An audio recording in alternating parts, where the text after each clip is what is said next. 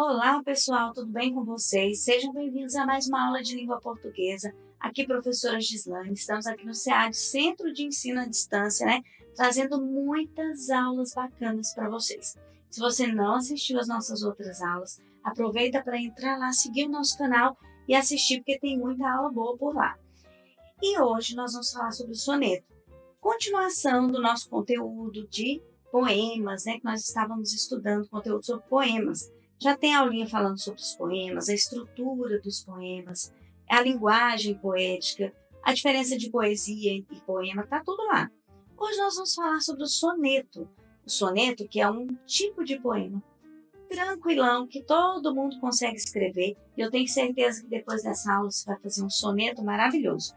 E nós vamos aproveitar e ler um soneto maravilhoso, que é o soneto de fidelidade.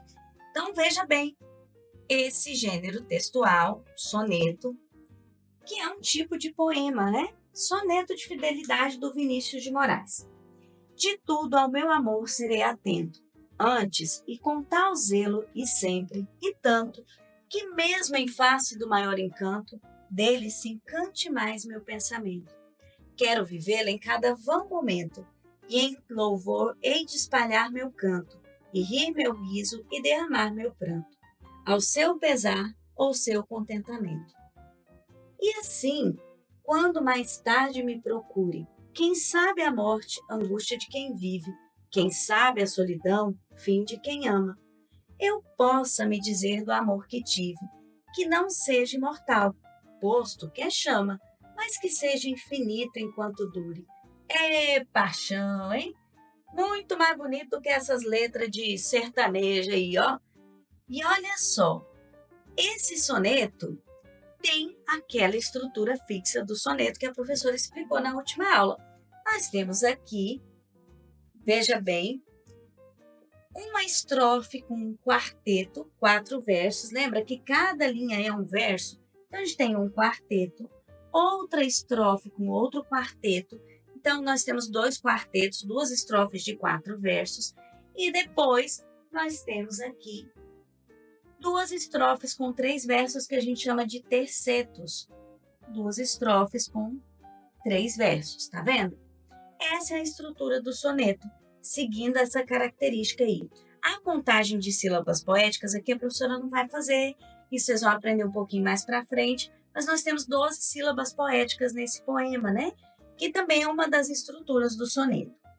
E esse soneto, a gente já percebeu que ele fala sobre um amor, né?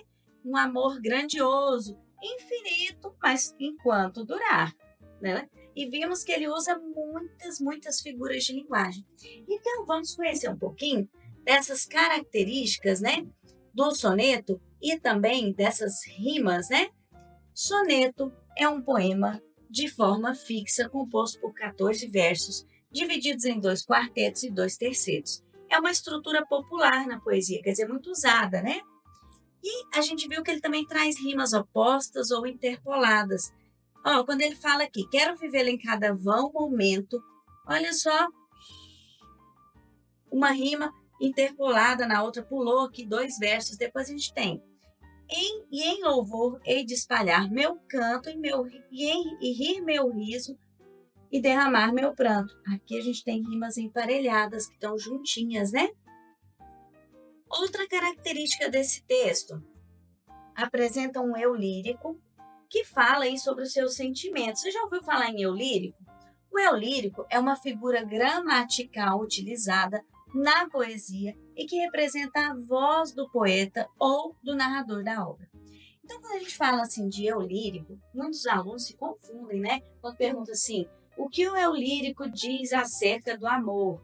Aí, meu Deus, quem que é esse tal de eu lírico? Que confusão é essa? Não apareceu nenhum eu lírico lá no meio do poema. Veja bem, o eu lírico é como se fosse aquela voz que tivesse ali, ó, declamando o poema para a gente ouvir, expressando os seus sentimentos através daquele poema. Então, o eu lírico é uma entidade, ou quando a gente fala de entidade, tem gente que pensa que está falando de fantasma, de espírito, né? Mas não é não. Uma entidade quer dizer aquela voz que está ali, ó, declamando, expressando os seus sentimentos, os seus pensamentos ou as suas emoções na composição poética, no poema. O eu lírico não é necessariamente o próprio autor, mas sim uma representação da voz do autor dentro do poema. Até porque nós temos aí muitos exemplos na poesia, né? E na música, de um autor masculino que faz uma música com uma voz feminina, né? Com uma voz que fala como se fosse o gênero feminino, expressando seus sentimentos, né? E aí as pessoas confundem, professor, mas o eu lírico era um homem ou uma mulher? Vamos prestar atenção. A voz que sobressai na música, no poema, é de quem, né? Então, é essa voz que é a voz do eu lírico, né? É o eu lírico falando para mim.